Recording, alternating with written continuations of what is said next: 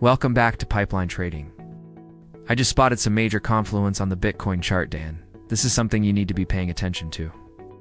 We've got Fibonacci levels, multiple head and shoulders patterns on the daily, and the Gaussian Channel on the weekly, all pointing to the same thing. Let's break it down. Quick note on the indicators, since I've been getting asked about this a lot.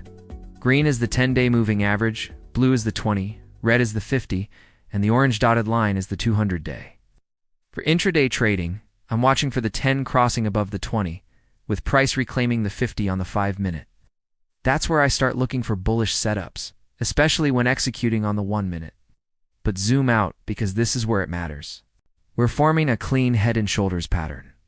Left shoulder, head, and now a developing right shoulder. If you take the measured move from the top of the head down to the neckline and project it from the breakdown, it targets roughly 51,900.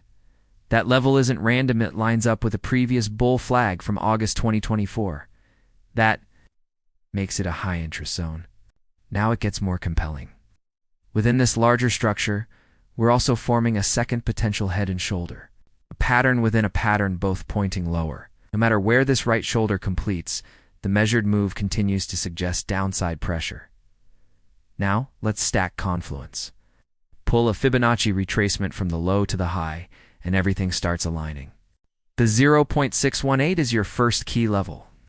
But in a true capitulation scenario, the 0.786 brings price down toward 39,000. So now you've got structure, measured moves, and Fibonacci, all pointing in the same direction. That is why you need to pay attention. And there's one more piece. On the weekly chart, the Gaussian channel just flipped red. The last time that happened, price moved significantly lower. Now, I'm not saying we get the same magnitude this time, but it does suggest continued weakness. Realistically, that puts us in a range between 59,000 and 51,000, which aligns with everything we've mapped out. So the question now is simple: do we hold the 200-day moving average or not?